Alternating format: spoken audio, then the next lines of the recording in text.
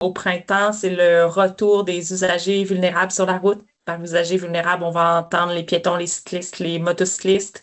Donc, il faut se réhabituer, entre autres, comme automobiliste, à croiser ces usagers vulnérables-là sur la route. Donc, il y a plus de défis en sécurité routière.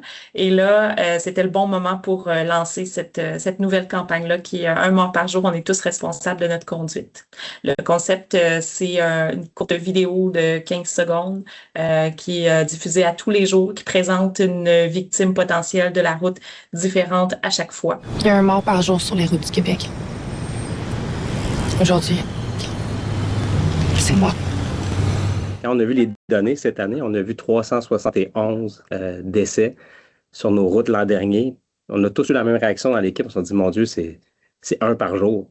À partir de ce moment-là, on fait, OK, comment on peut faire réaliser aux gens qui, comme nous, un peu oublient ces chiffres-là, parce que ça devient un peu des données, c'est pas si tangible que ça.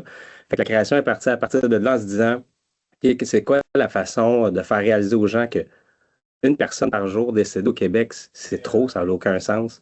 À partir de là, la mécanique s'est établie. On s'est dit, parfait, allons-y pour une approche très directe, très humaine, où ce qu'on va être capable de mettre des visages sur ces décès tragiques-là.